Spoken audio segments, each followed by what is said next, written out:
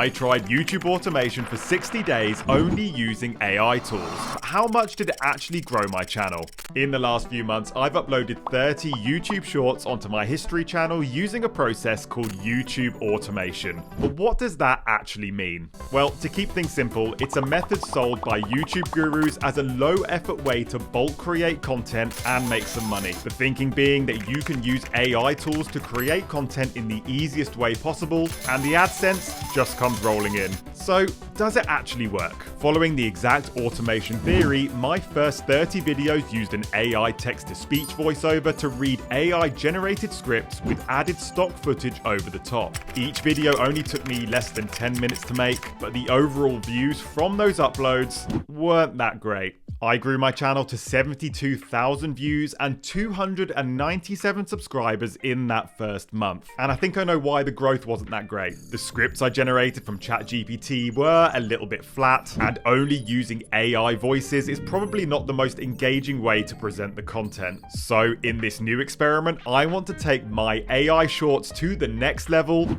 by giving them a face. AI avatars are the latest step in this technology, allowing creators to make videos with a host on screen without even using a camera. You can just type in some script, hit generate, and there you go. You've got a host. So what I want to find out is this. Can I grow a YouTube audience by posting 30 YouTube shorts with an AI avatar? And is this tech realistic enough to fool people into thinking it's a real person? Now, the key to bulk creating content like this is to build a template that you can repeat over and over again and ultimately save yourself some time. So this is my process. Once again, I use ChatGPT to generate my video scripts, but this time I've made some edits myself. Without spending too much time on each video, I've edited some of the wording and the structure just to see if that makes any difference to the results. And now I can make the video. Using Veed.io, I head over to the Elements tab over on the left-hand side and open up the menu of AI avatars. And from here, I can just select a face from this list. And now I'll just copy the text from my script, paste it into the box, and hit Add to Project. I can now use the Remove Silences tool to get rid of any pauses in the speech. I can use the built-in stock footage library to add a background to my avatar, and also add some more context to the rest of the video by searching for any footage that I need. And I always recommend adding some automatic subtitles, which I can then customize with animations. I can change the color, change the size, and make sure they're in the right place on the screen. And finally, I add some stock music, which is all royalty free. So that's it, that's my process. So I went ahead and used this template for 30 different history themed shorts in this exact style. But this next part is really important. Using TubeBuddy, I sourced relevant keywords based on each of my video topics and wrote out a title and description based on those. But how well did my AI videos actually do? I went ahead and posted the first few videos and they did pretty well. In fact, my first upload got nearly 3,000 views in the first 48 hours, which is pretty much the same as my text-to-speech videos. But then I had an idea to try and boost the views even more. Until now, my channel was based around general historic facts generated by ChatGPT and not on any trending topics. And when it comes to the history niche, everybody around that time was talking about Oppenheimer, the Christopher Nolan movie. So I decided to make a series of shorts in the same style, talking specifically about Oppenheimer facts. The thinking being that this might help my videos get recommended or appear in search results. But did my theory about trending topics actually work? Well, let's dig into the final numbers. It's now just a few days after I posted my 60th short, so all of the data is in, and I'm going to show you all of the results in detail, as well as some of my key takeaways from the whole process. Starting with the fact that once again, it is a great time to be posting YouTube shorts. Optimizing my videos with decent keywords made sure that most of them were consistently shown in the feed, so your shorts will get a chance to perform.